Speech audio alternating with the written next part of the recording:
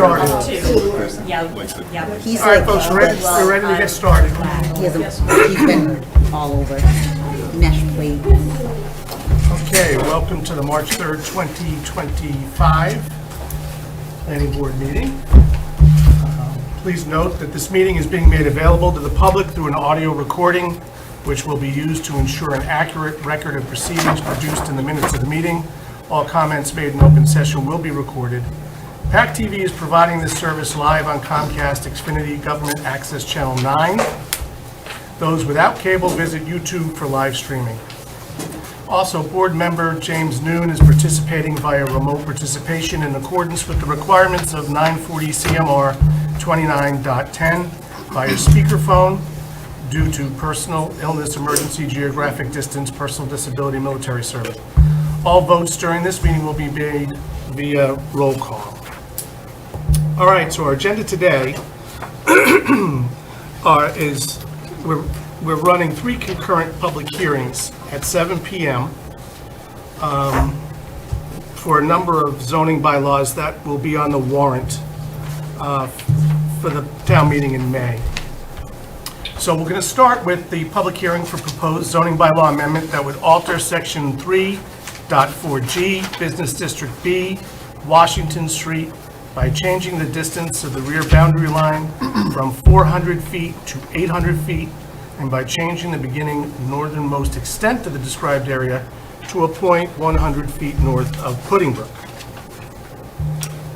So, do we have the zoning map? Great. So if you notice on the zoning map, on the screen, you'll see that small pink in the middle of all of that yellow. The yellow area is the residential commercial district along Washington Street. That small patch there is Business B. So what we want to do is to make it consistent with the setbacks or the extension of the zoning area, we're proposing to move the rear of each side back to the 800 feet that the residential commercial district goes to, just to even it up. So that's the proposed zoning bylaw change.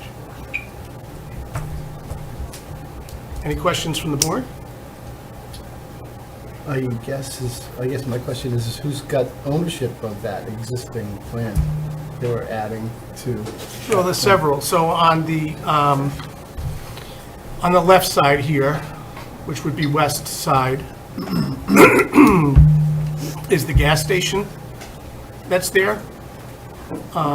If you extend that to the full 800 feet, there's pretty much a lot of wetland back there. It wouldn't make a big difference.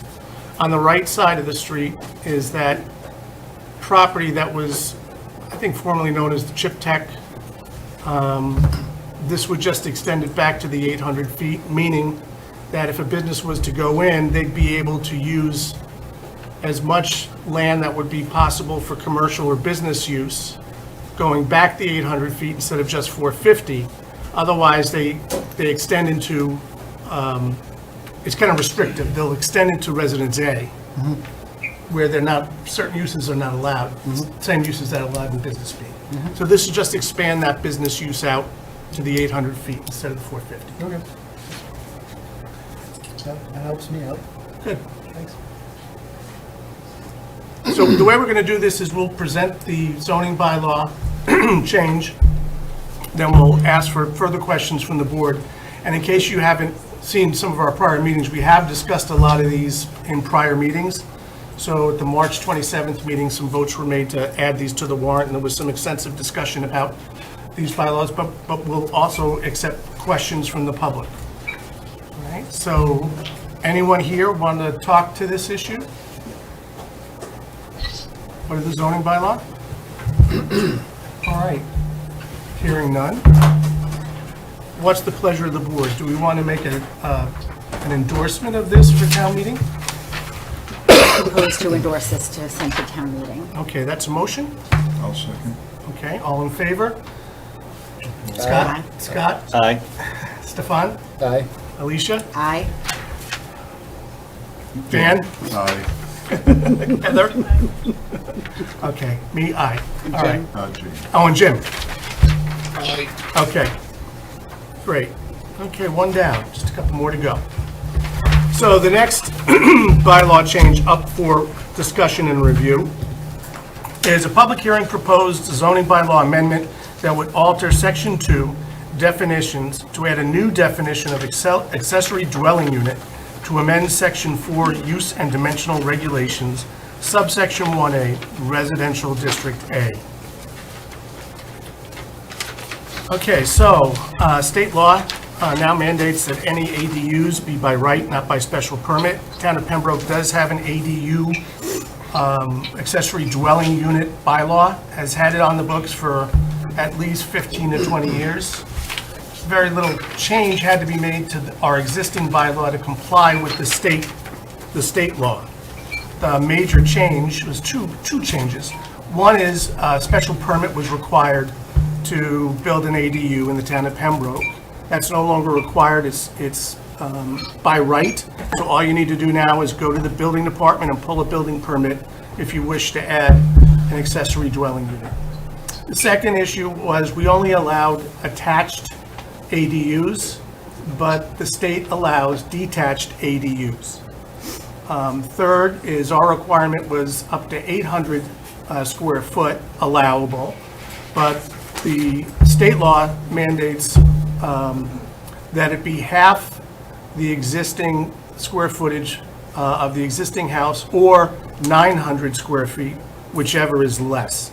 So it's a maximum of 900 square feet. Also, we had it, a blood relative had to reside in it, and the owner of the property had to reside in it, and those restrictions no longer apply to the state law. So, any questions? All right, any added, well, one thing, we decided to restrict the short-term rentals at the last meeting. And we added something about the stairs. But the stairs in the rear or the side, Yeah. right? If there were external stairs, yeah. Is there any, I'm not suggesting it here, but with a detached ADU, what is the fire and safety requirements? Same as they would be for any structure. So they'd have to get an occupancy permit through the building department, and that requires the fire department to sign off. Only when you get to 3 dwelling units does it require sprinklers, if that's what you're thinking. I was just thinking of detached ADUs in a far back corner of a yard and just worrying about emergency vehicles getting to it. Yeah.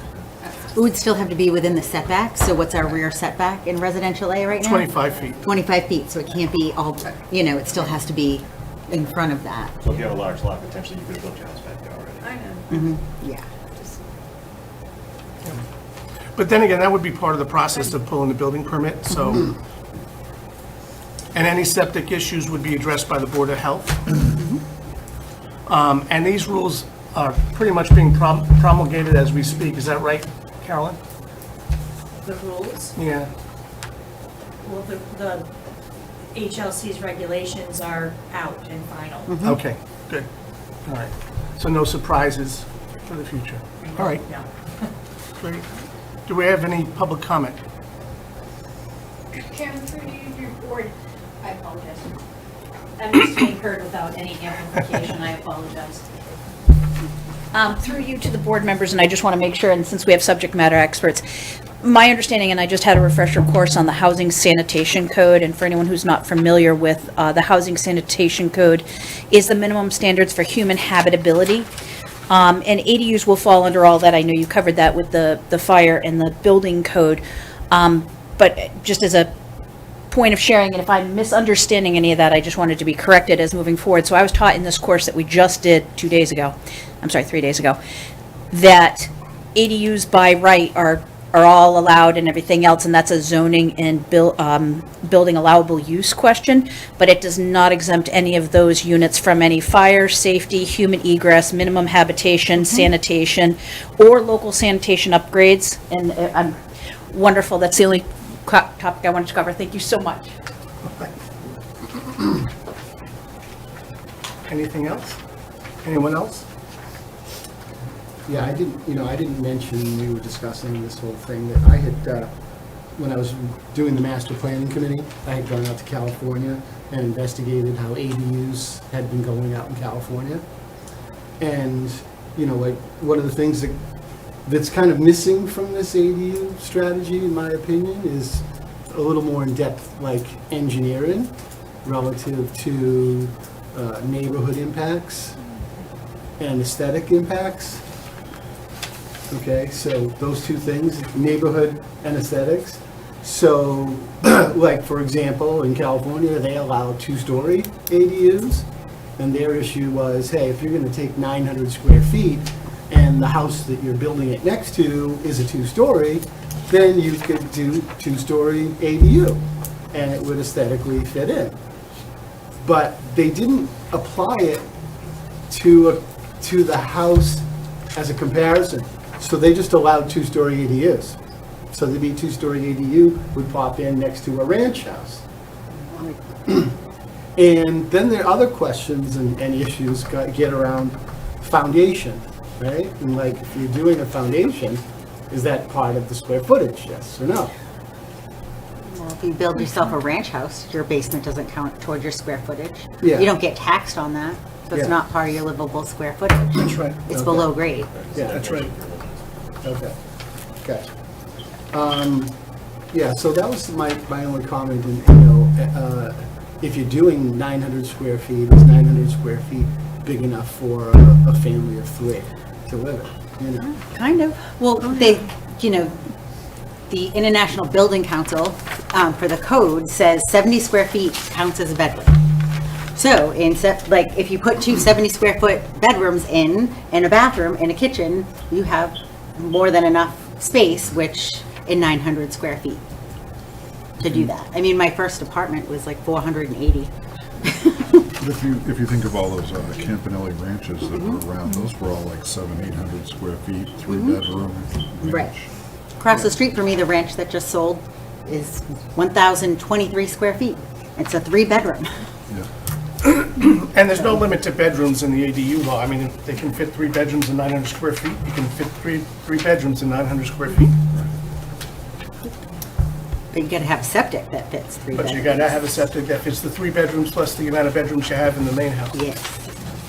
I hear the concern, but that was also a concern that was brought to us. But again, you still have to have enough real estate, square footage to make all the setbacks, plus the square footage for the original structure, plus the square footage for the ADU, plus enough square footage for septic.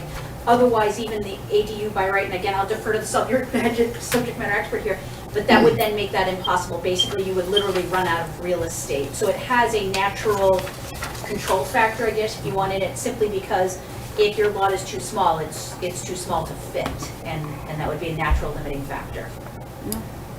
Good thing we All right.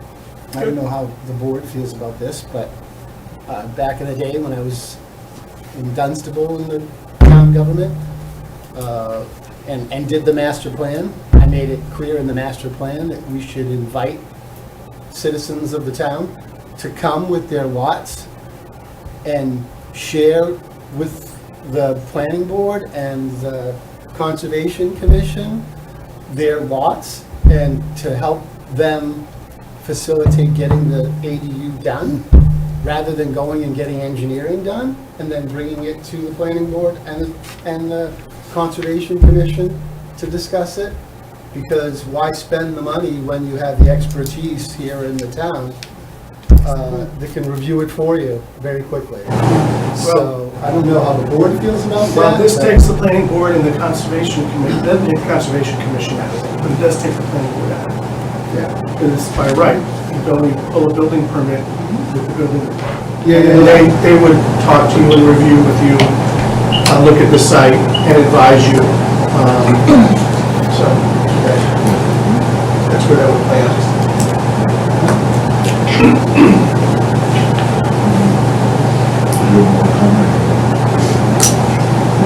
It's up to the board. What would you like to do? Motion. Do I have a second? Second. Okay, great. Roll call vote. Scott? Yes. Excuse me, Mr. Chair, is there any other public comment though on that one? We asked for the public comment. Okay, don't forget. Okay, thank you. But any other public comment on the ADU, just to make sure? Okay, going once, going twice. All right, so we've got a motion on the table, and a motion seconded. We've got a roll call vote. Scott? Yes. Stefan? Yes. Jim? Yes. Alicia? Yes. Dan? Heather? And I'm yes. All right. So we'll continue the public hearing with the next proposed bylaw change. So a public hearing proposed zoning bylaw amendment that would alter section 2 definitions to add a new public utility definition to amend section 4 use and dimensional to allow a public utility use by special permit in the residential A, residential commercial, business district A, and the center protection zoning districts, and to amend section 6, administration, subsection D.1, special permits, to establish the planning board as the special permit granting authority for public utility uses, and to authorize the planning board to grant waivers from landscaping, dimensional, and buffer requirements. So we currently do not have a public utility use defined in our current zoning bylaws, which could mean that at some point, if a public utility was to come in with a project, they could bypass us, go to the state, and bypass our site plan review. Purpose of adding this to the bylaw is to make sure that the planning board is the special permitting authority and can grant approvals for a site plan as proposed. So this is really an opportunity for us to gain oversight over such projects if and when they are proposed. Most towns have this in their bylaw. They cover this in their bylaw. They tend not to have this problem crop up because they've already addressed it. So that's the purpose of this. The purpose really is to gain oversight over proposed projects, public utility projects in Pembroke. So for the board, I just have one question. So even though we have this, in the event that, say, you know, somebody came before the planning board, presented something, I don't know, would we, if we denied it, would they be able to still just turn around to the state and go get it? well, there's a process for that. Maybe Carolyn can explain that. Oh, yeah. Thank you, members of the board. I suppose I should also say for the record, Carolyn Murray from AP Law.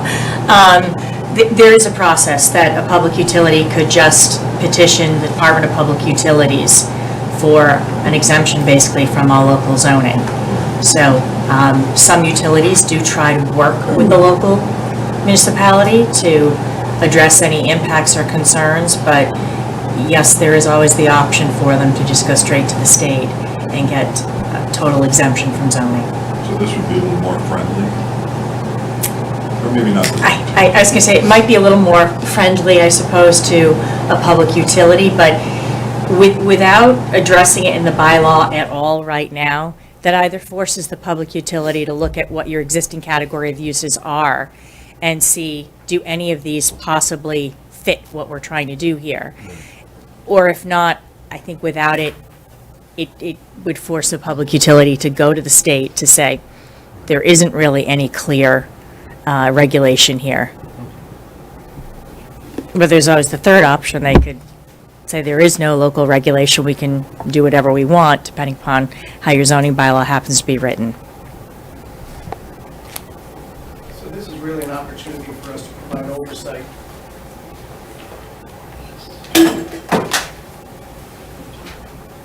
Jim, did you have something?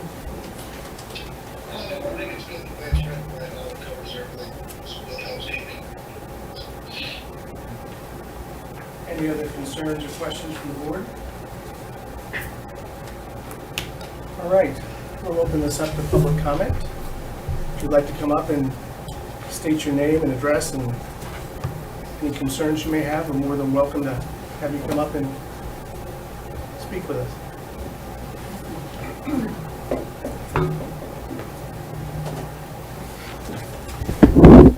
Hi, Karen Tracy. I'm at 18 Wildwood Road. I had emailed Mr. Wandell and the town manager, Mr. Chenard, last week regarding this issue to see if there were any examples you could give us where the state has overrode the town's regulations. I don't have any examples that have been presented to us. I don't know if Carolyn, you've run into this before? I'm not aware of any relative to Pembroke, but I do know there are other utilities that, in other communities, that have gone to the state for exemptions. And they've, I only know of the ones that have been granted. okay, I don't know how many have been sought and denied, I don't okay. know. Is it possible to amend our bylaws instead of saying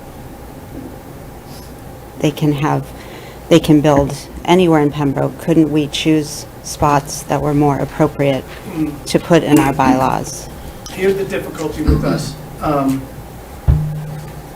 So through the master plan process, we get to know these numbers. So Pembroke is basically 85% residential and 15% business commercial. The largest user by far of public utilities is residential. So to keep it out of residential just doesn't make logistical sense. And changing this would give us an opportunity to actually protect the abutters through proper, screening and through oversight. So what we're attempting to do is make sure that because we have 85% of our land in residential use, and because most of the services are used by that 85%, if a public utility needed to have a project in a residential area, we would be able to provide the proper oversight and have some control over it. I appreciate that. I just wondered, in this case, we know that National Grid wants to build on the former site of Ozzy's, that there might be a better place for them to build along the high-tension wires. Can I jump in here for a second? Sure.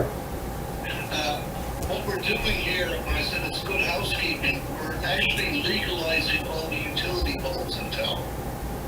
Right now, they're not an allowed use, so I don't know if this person's suggesting that there's a part of town where we shouldn't have utility poles, or where are we going with this? Well, but also, fine with that. we're not talking about this bylaw change for a specific project. Okay, so, yeah. Some of us are. Yeah, I know, I get that. I totally get that. But we really want to address it as something that's the right thing to do for zoning, and also so that we can provide the oversight necessary if and when a project does come to us. Yeah, I appreciate that. Okay. I think the issue there also is that we don't necessarily dictate where they are going to want a substation. Even if we carved out 85% of the town and said, this is where we'd like you to build a substation, and they need it in the 15% that we don't allow it, they're going to say this is where it is. I understand they want to build it where the high-tension wires are, and they bought the property, I understand that. But they bought property that they knew wasn't zoned for public utilities or business. And Nothing it- was. Correct, but obviously an oversight on the town, but, Yeah, that is the biggest problem, which is why we did a master plan, but the biggest challenge is how do you re-engineer what got started back in the 1600s, yeah. right? All right. That's the biggest challenge we have for This- socialists. I think- is to I think- re-engineer. I think this is, the hope with this is that it will give the town some say rather than no say. Right. Yeah. I understand that, and I appreciate that if it's going to be in my backyard. I just Right. feel like giving them sort of anywhere to build in town is, Right. But if we don't do Slippery something slope. like this, they're gonna do it anyway. Yeah, prior meetings, I think, I know you're good. Yeah. Even long before that, there was a lot of discussion and concern about, does this open us up to allow them, or give them the idea they can go everywhere? But it was explained to me, and I understand it much better now, that it allows us to protect everywhere, as opposed to sectioning off 50% of the town and saying, this is where we'd like you to be, and this is where you're allowed, Yeah. and this is where we control you, but then if they go to the state, then they should have bypassing the other 50%. So that, my understanding is that this gives us, it sounds as though we're giving them free rein, it does, but it gives us control of that entire area. of the free rent. Yeah. Do you have any Yeah, examples of that? free rent. Of other towns having any areas zoned No, but just for A number public, of them do, yes. just for public use? Whether they call it, Public utilities. they call it some sort of thing like a public utility, yes. And have they had their plans overridden by the public I'm utility? sure some of them have. Okay, you don't know for sure. I don't have a list to compare somebody's bylaw versus who sought an exemption. Okay. But I'd be willing to bet that some of the exemptions sought were even in communities that regulated Okay. public utilities. Okay, thank you. Thank you. All right, anyone else? Sure, come on up. I'm Carol Monk. I live at 48 Wintergreen, so it's really not in my backyard, but I don't understand why they have to have it there. I saw like the site plan, and it looks like it's pretty much on the street, so it's an eyesore for the whole town, not just for us. It's like, maybe I'm wrong, but it looks like it's set, not set back very far. And, it's kind of, I think it's a nice area. It just looks like a big eyesore. Well, the good thing with. And why does it also have to be, why do they need it? I don't understand why they need this huge thing, like what it's serving. Is it serving just Pembroke? Well, again, we don't want to talk about a specific project here because we're Yep. changing a zoning bylaw. Okay, All right? sorry. But if there was a project to come up on that site, and we would have control over site plan. So we could negotiate. That's where the negotiating starts. When we're able to issue a special permit, to get the permit, Yeah. we've got to negotiate, right? Right. So, if there's concerns, and again, we go through the public hearing process for a site plan as well. So Right. again, we're going to have the public come and talk and issue concerns Okay. when we go through that process. So again, that's the reason for wanting this here. So we do have some oversight. We can get public input that happens as part of that process. So Mm-hmm. it is an open process when the site plan comes before the planning board. Okay. So, Because that's what I had seen. I had seen like where Aussie's is, so I thought, that's where they were planning on putting it. Because there are other places they could put it. I mean, those. Right. And I mean, like those, all those poles they put up, they also go over off of Habermock. They could go behind Habermock, other places. It doesn't have to be in a, pretty much residential area. well, we can't establish what the need is for a public utility, but we can Right. have some control over the sites where they want to go. But why do they, why do they need that? I don't know. Okay. It's not before us. Right. You don't have it before us. Yeah, I mean, really, from an engineering standpoint, it's the capacity of power. Right. Transmission on lines and line loss, because you lose energy across a power line. So as you increase demand, Yeah. you end up having to boost infrastructure. And this is just an infrastructure improvement Those to heat deal with pumps. capacity. This whole ADU thing, everyone needs to know, it's gonna require more power. Right, some of the heat pumps and all electric homes that the state is pushing. Yeah. I'm totally Yeah, gas. electric vehicles. All The electric. vehicles, Right. I Which can I'll tell you never have. 40 years 400 ago, amp service yeah, coming your way. Yeah, it's a challenge, Okay. you know. Thank you. All right. Good. The more people who go solar, the less we have to have. infrastructure. No, it's still in the infrastructure, bring it in. Huh? I said if there's no one else, I'll make a motion. If Okay. there's any other public. Do we have any other public input? All right. Going once, going twice. Good. I'll make a motion that we send this off to town meeting. Do I have a second? Second? Okay. Let's vote by roll call. All right. Start over here. Aye. Aye. Okay. Alicia? Aye. Dan? Yeah, aye. Heather? I think we still have work to do that we can do better, and that we owe the citizens of Pembroke and the homeowners and the businesses something better than this. Okay. So how do you want to vote? No. Okay. Jim? Aye. Okay. So for the record, Scott and Stefan were both ayes. All right. What do we have next? We have a Vote, review. Andy? Yeah, I vote aye as well, yes. What do we have next, Sue? Here. Oh, well, but here's what we'll do. I need a motion to close the public hearing. I make a motion to close the public hearing, the three running concurrently for the proposed amended Zoning bylaws. zoning bylaw changes to go to town meeting. Do I have a second? Second. Okay. Roll call vote. Scott? Stefan? Aye. Jim? Aye. Alicia? Aye. Dan? Aye. Heather? Okay. and I'm not. All right. What have we got next? So we just have a discussion on the current bylaw of residential A dimensional regulations, which state where the way line is less than 40 feet in width, the building or stand shall be placed. Okay. I believe stand should be replaced with structure. So this is a clarification of existing language in the bylaw, right? And it's akin to like making a, well, how much does this change, this word change, affect the intent of the bylaw? I would say not at all, Mr. Chair. Okay, all right. So do we have to put this before town meeting? Unfortunately, yes. Okay, so it's akin to fixing a typo or a spelling error. Right. All right.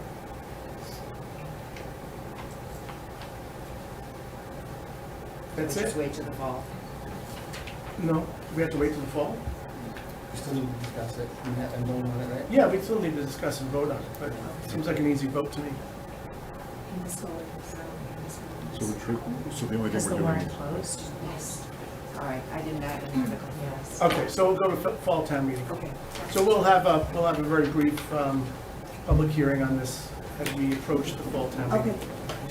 all right, so we don't need to. No.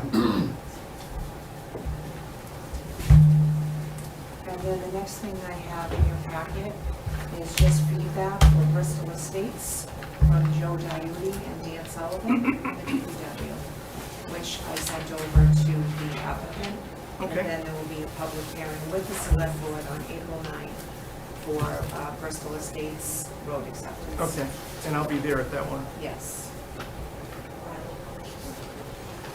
There's not much discussion of this. This is a very typical road acceptance that we do at town meetings. This is for Bristol Estates, which is off of Taylor Street. It's been built to all of our subdivision rules and regulations. The as-built have been reviewed. It should be a pretty easy yes at town meeting, depending on what's discussed, but I'd be surprised if this didn't get approved. The reason we do road approval is because the DPW will take over the plowing during the wintertime. They'll also take over road maintenance if it's required. So that's why road acceptances are approved at town meeting, just to give a little background. Any discussion about this? I know we've discussed it several times before as we reviewed as-built, and we've had everything peer reviewed thoroughly. Andy, I do see the letter from DPW. There seems to be some issues that here's to me that have taken care of. Yeah, and we can address that at the public hearing on the 9th. I think Joe Diuti will be at that meeting. Okay. All right, and we can require that these things get addressed either before town meeting or contingent.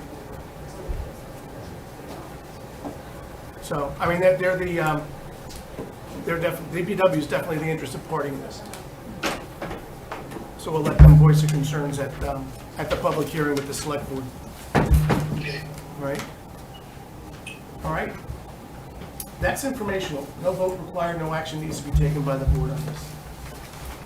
Because we've already sent it up to the select board for acceptance. Sue, do you have anything else? Yes, the business guide. Yep. The select board had asked that we update the business guide from 2014, I believe. I sent you all a copy a couple weeks ago, and you have a hard copy. I just need your approval, so I can send it to the select board, and you can get it posted on our website. Okay. The change.